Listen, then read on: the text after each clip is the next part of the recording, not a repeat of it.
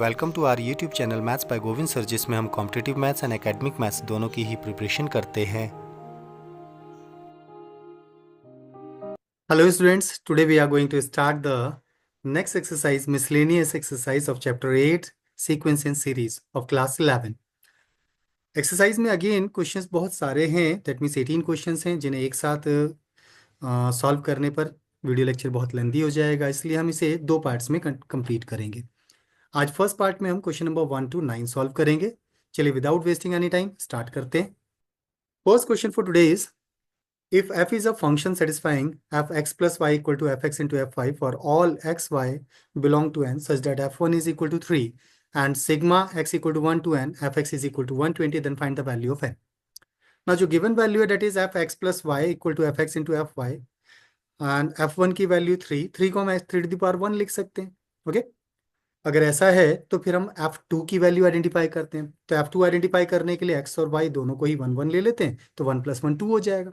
तो fx + y equal to fx into fy के concept के अकॉर्डिंग x की जगह 1, y की जगह जब हम 1 1 प्लेस करेंगे तो that would be f1 + 1 is equal to f1 into f1 हो जाएगा। ओके, तो that means f2 is equal to f1 into f1 की वैल्यू 3, तो 3 इंटू 3 इज 9, 9 को हम 3 स्क्वायर लिख सकते हैं।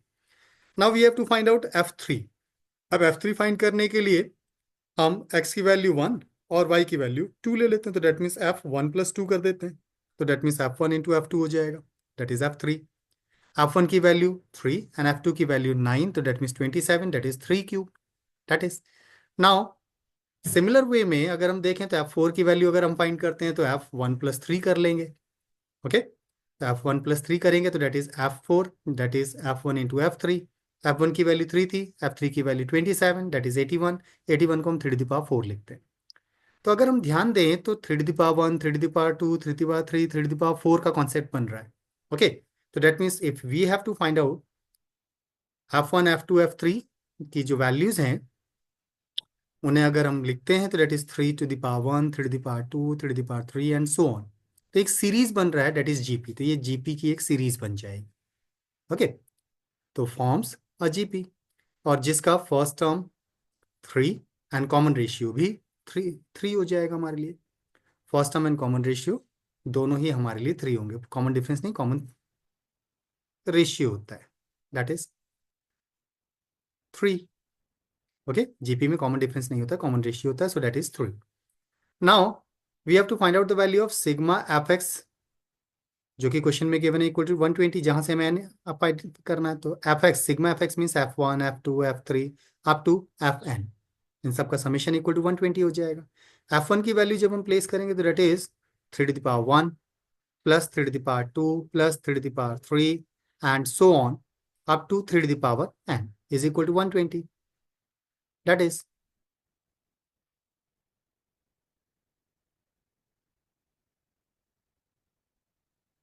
Now 3 to the power 1, 3 to the power 2 that is a GP, तो जीपी के एन टर्म्स का सम के लिए फॉर्मूला, क्योंकि फर्स्ट टर्म की वैल्यू जो कॉमन रेशियो की वैल्यू ग्रेटर देन 1 है, so r to the power n - 1 upon r - 1 के according 3 into 3 to the power n - 1 upon 3 - 1 is equal to 120।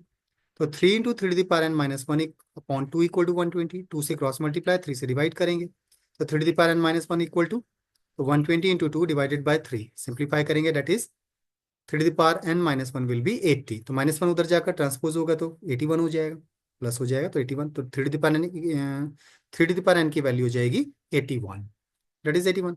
81 को हम 3 to the power 4 लिख सकते हैं, so 3 to the power n equal to 3 to the power 4 हो जाएगा, so n is equal to 4, that's why the solution of this question will be n equal to 4, that is। Next question, the sum of two numbers of GP is 315 whose first term and the common ratio are 5 and 2 respectively, find last term and the number of terms।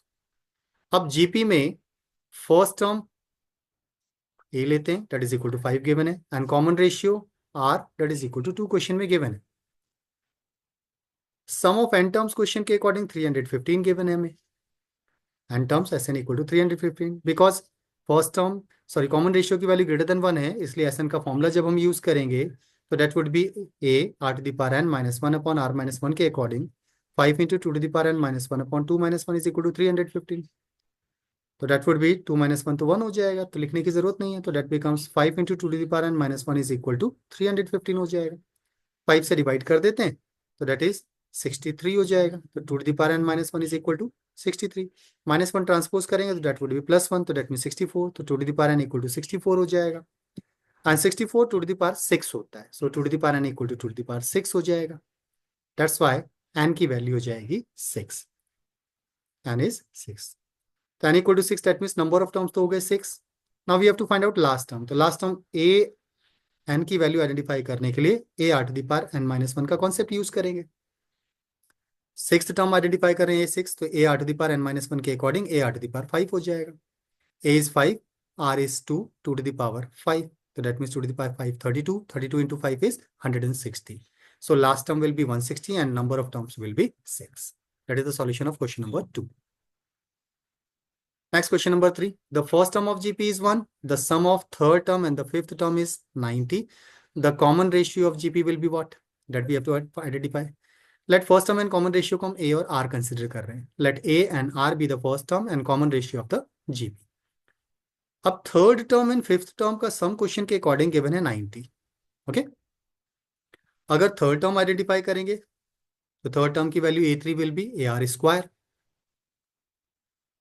First term according to question 1 given है, तो a3 होता है AR² equal to a की value 1 place करेंगे, that is R²। a5 find करना है तो AR⁴, a की वैल्यू 1 है तो R⁴ हो जाएगा। क्वेश्चन के अकॉर्डिंग इन दोनों का सम जो है दैट इज गिवन 90। ओके, तो a3 एंड a5 का सम 90 है। a3 की वैल्यू R² और a5 की वैल्यू R4 प्लेस करते हैं तो दोनों का सम इक्वल टू 90 हो जाएगा। अब ये क्वाड्रेटिक फॉर्मेट के अकॉर्डिंग अगर हम सॉल्व करते हैं तो हम इसे R² का फॉर्मेट में कन्वर्ट कर सकते हैं। तो R⁴ plus R² equal -90 equal to 0। हम इसे R² का होल स्क्वायर लिख सकते हैं। ओके, तो R² का होल स्क्वायर फॉर्मेट के अकॉर्डिंग अगर सॉल्व करते हैं तो क्वाड्रेटिक फॉर्मूला भी यूज किया जा सकता है। तो R² की वैल्यू हो जाएगी -b प्लस -√b² -4ac/2 है, दैट इज क्वाड्रेटिक फॉर्मूला। तो ये b की वैल्यू 1 है एंड a की वैल्यू 1 है, c की वैल्यू -90 होगी। प्लेस करने पर वैल्यू आती है -1 प्लस -√361/2। 361 का स्क्वायर रूट 19 होता है, तो -1 प्लस -19/2 हो जाएगा। सो R² की वैल्यू -10 एंड 9 हो जाएगी। बट -10 इज नॉट पॉसिबल क्योंकि R² नेगेटिव तो हो ही नहीं सकता। Perfect square value can not be negative, तो R² इक्वल टू हमारा 9 हो जाएगा। अगर R² 9 है तो R की वैल्यू क्या हो जाएगी? +-3 हो जाएगी। ओके, रियल वैल्यूज के according hence the common ratio of GP will be +-3 हो जाएगी। क्लियर? तो कॉमन रेशियो हमारा +-3 हो जाता है। Next question number 4. The sum of three numbers is in GP is 56. If we subtract 1, 7, 21 from these numbers in order we obtain an arithmetic progression, find the numbers. तीनों terms हम GP के AR consider कर रहे हैं। Okay, are the three terms in GP. Now question के according अगर हम first term, second term and third term का सम करते हैं तो 56 आता है, that is the first equation. Okay, ये हमारी फर्स्ट कंडीशन हो गई ना। आगे क्वेश्चन ये बोल रहा है इन सब में से a कॉमन लिया तो R² plus R plus 1 equal to 56, that is 1। Next हमें फाइंड करना है आगे कंडीशन है 1, 7 एंड 21 अगर हम नंबर्स में से सब्ट्रैक्ट करते हैं तो AP बनता है, तो that means a - 1 AR - 7 AR² - 1 will be an AP। AP के सीक्वेंस के अकॉर्डिंग मिडिल टर्म का double first and last term के सम के बराबर होता है। ओके, इसके अकॉर्डिंग एक रिलेशन बन जाएगा यहां से। So what would be the relation? तो that relation will be 2AR - 14 equal to a - 1 plus AR² - 21। a की वैल्यू बिकॉज हमारे पास अभी फिलहाल नहीं है इसलिए we have to use like that.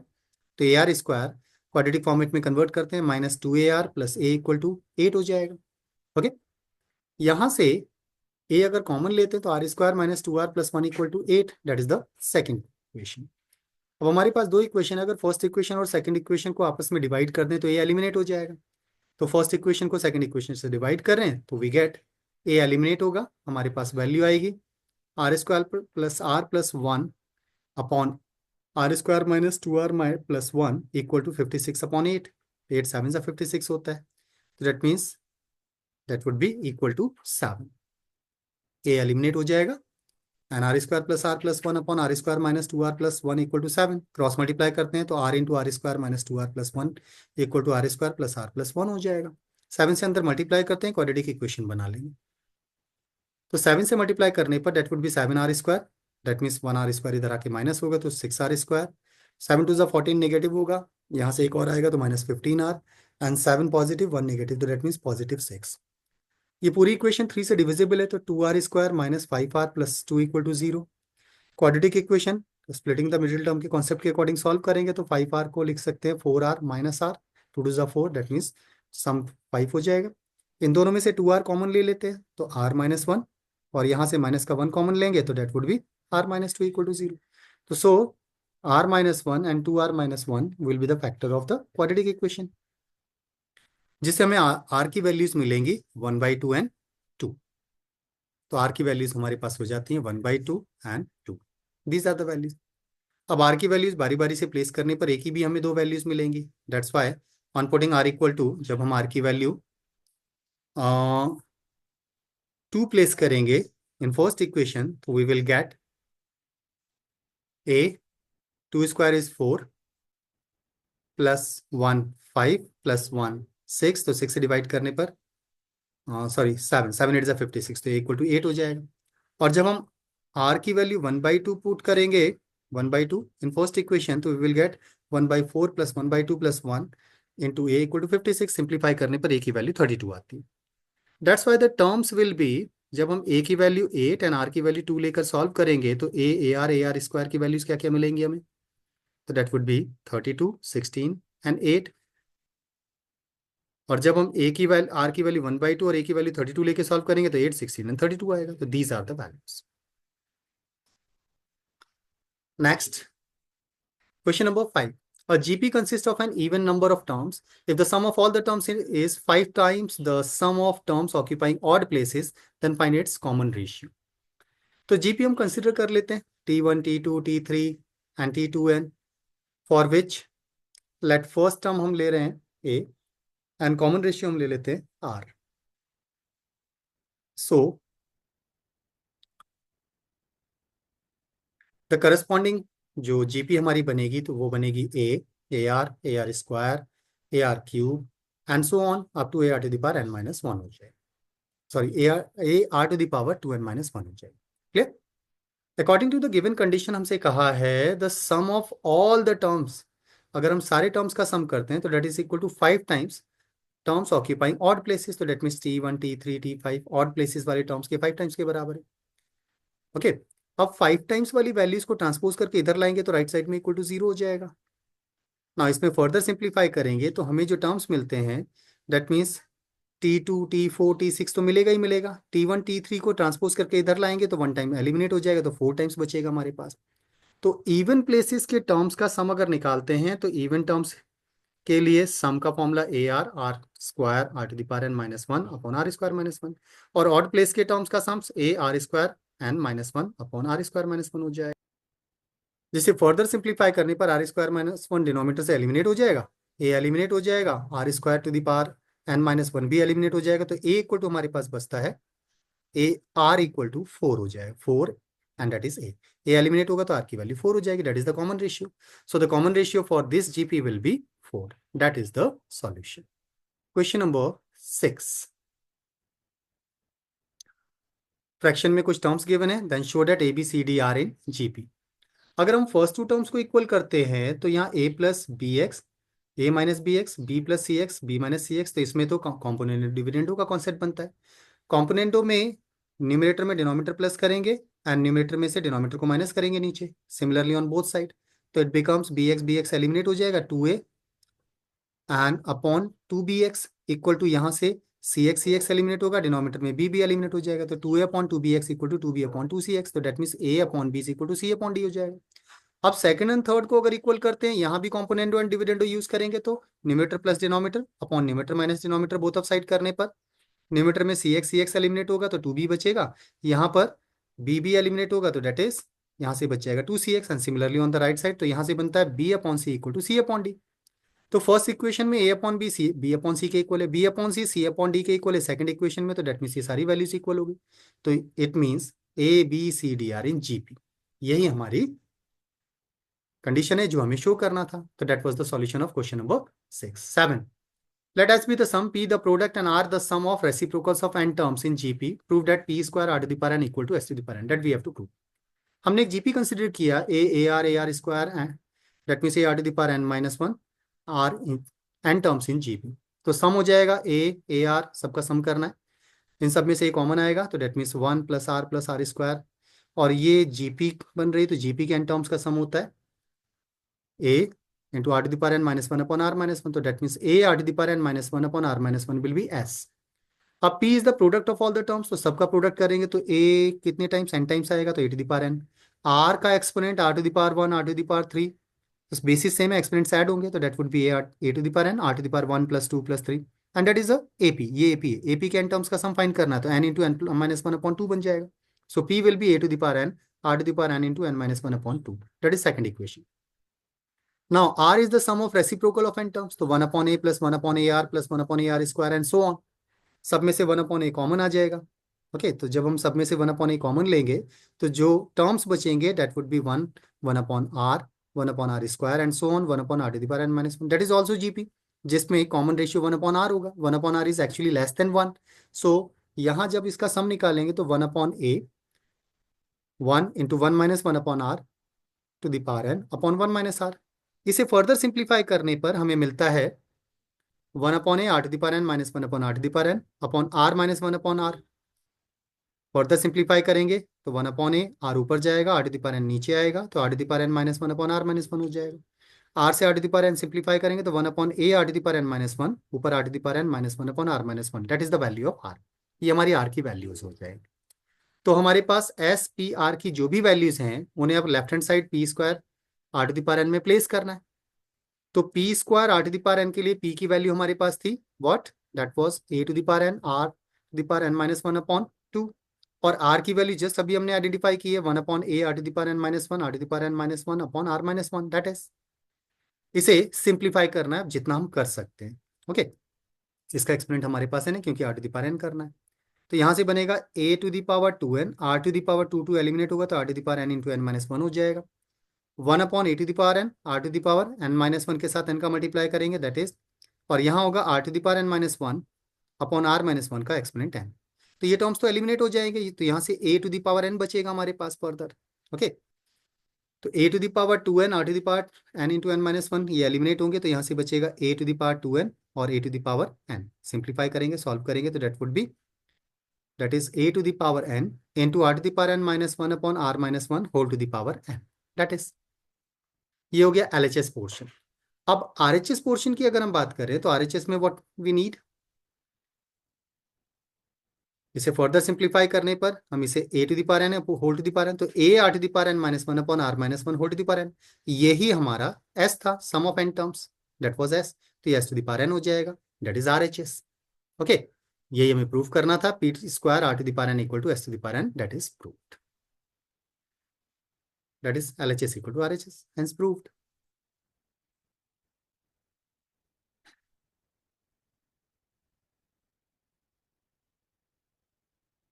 Next is question number 8.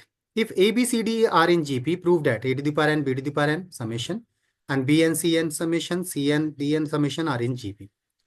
Late हमने R कॉमन रेशियो कंसिडर किया. अगर ये GP में तो फर्स्ट टर्म तो यही रहेगा, सेकंड टर्म B AR हो जाएगा, third term C AR square हो जाएगा and fourth term D will be AR cube. अगर हम यहाँ से कॉमन रेशियो आइडेंटिफाई करते हैं तो दैट मीन सेकंड टर्म को फर्स्ट से डिवाइड कर रहे हैं तो इनकी वैल्यूज को प्लेस किया. ओके वैल्यूज प्लेस करने पर B की वैल्यू AR, C की value AR square, A as it is, B की वैल्यू AR. इन्हें फर्दर सिंप्लीफाई करने पर हमारे पास टर्म बचेगा a to the power n r to the power n common आएगा तो 1 plus r to the power n upon 1 minus r, और नीचे से a to the power n common लेंगे तो okay a to the power n eliminate हो जाएगा, 1 plus r to the power n eliminate हो जाएगा तो that means common ratio r to the power n r. अब अगर हम थर्ड टर्म को फर्स्ट सेकंड से डिवाइड करते हैं तो that means c to the power n plus d to the power n को b to the power n plus c to the power n से डिवाइड करते हैं. तो यहाँ भी ए बी सी डी की वैल्यूज प्लेस करनी है तो c is AR square, d is AR cube, b की वैल्यू AR है, ऊपर से कॉमन लेंगे तो a to the power n r square common आएगा, r square to the power n that means r to the power 2n, और नीचे से कॉमन लेंगे तो ए इस to the power n r to the power n common आ जाएगा तो बचेगा ये एलिमिनेट हो गए, a to the power n eliminate हो जाएगा r to the power n. That means common ratio तो सेम आ रहा है दोनों केसेस में, तो दैट मीन्स यहाँ से अगर कॉमन रेशियो सेम है तो that means terms are in GP. That's why ये दोनों वैल्यू सेम होने का मतलब ये है कि तीनों टर्म्स हमारे जीपी में हो जाते हैं। तो a to the power n plus b to the power n, b to the power n plus c to the power n and c to the power n plus d to the power n are in GP. यही हमें proof करना था। That is proved. Next is question number 9। चलिए question number 9 देखते हैं अब। Question number 9 is if AB are the roots of the equation and CD are the roots of this equation where ABCD form a GP, prove that Q plus P ratio Q minus P is equal to 17 ratio 15।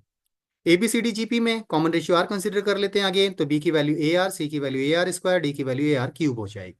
Okay, now first equation के according AB are the roots of the quadratic equation this one, तो sum of roots हो जाएगा 3, तो that means A plus B is equal to 3। A की R की B की value सी ए r place करते हैं, तो ए कॉमन लेने पर a into 1 plus r is equal to 3 and product of roots a b will be p from the equation that is, तो that means a into a r equal to p हो जाएगा, तो a square r equal to p हो गया हमारे लिए। That is second equation. एक equation और दी थी क्वाड्रेटिक इक्वेशन, तो वहां से सम of the roots will be 12, तो यहाँ से a r square into 1 plus r equal to 12 हो जाएगा and product of root C D equal to q हो जाएगा हमारे यहाँ से। So that is a square r to the power 5 is equal to q. तो ये हो गया fourth equation. Now third and first equation के थ्रू अगर हम सॉल्व करते हैं, तो थर्ड इक्वेशन को फर्स्ट से डिवाइड करने पर हमें मिलता है आर स्क्वायर इक्वल टू 4, तो आर की वैल्यू प्लस माइनस 2 हो गई हमारे लिए। ओके, आर की वैल्यू प्लस माइनस 2 है, तो फर्स्ट इक्वेशन में अगर हम आर की वैल्यू प्लेस करेंगे तो हमें ए की वैल्यू मिल जाएगी, तो डेट मीन्स आर की वैल्यू 2 प्लेस किया, 2 प्लस 1 3, तो 3 से 3 को डिवाइड करेंगे तो ए इक्वल टू 1 हो जाएगा हमारे लिए। ए की वैल्यू 1 हो गई हमारे पास। ओके, आर की वैल्यू प्लस माइनस 2 है, ए की वैल्यू हमारे पास 1 हो गई। नाउ सेकंड इक्वेशन में अगर हम ए और आर की वैल्यू को प्लेस करेंगे तो पी की वैल्यू आ जाएगी, तो डेट इज एंड क्यू की वैल्यू आ जाएगी फोर्थ इक्वेशन से हमारे पास, तो हमारे पास सारी वैल्यूज आ गई। तो लेफ्ट हैंड साइड में जो क्यू प्लस पी है और क्यू माइनस पी की वैल्यूज थी उन्हें प्लेस करने पर 17/15 आता है। ओके, ना आर की वैल्यू अगर हम -2 लेते हैं तब प्लेस करेंगे तो ए की वैल्यू हमारे पास -3 आएगी, तो यहाँ से पी की वैल्यू फाइंड करेंगे तो -18 फर्स्ट सेकंड इक्वेशन में प्लेस करके, और क्यू की वैल्यू फोर्थ इक्वेशन से हमारे पास -22 आएगी। इसमें भी क्यू प्लस पी और क्यू माइनस पी को प्लेस करके सॉल्व करने पर 17/15 आता है। So that is proved. Okay, that was question number 9। इसके साथ हम अपने वीडियो लेक्चर को आज यहीं पर वाइंड अप करते हैं। Remaining questions of the exercise we will solve in the next part. Thank you. Video lecture पसंद आने पर चैनल को सब्सक्राइब, लाइक एंड शेयर जरूर करें। साथ ही बेल आइकन को भी प्रेस करें जिससे आने वाले वीडियोस का नोटिफिकेशन आपको तुरंत मिल पाए। Thank you.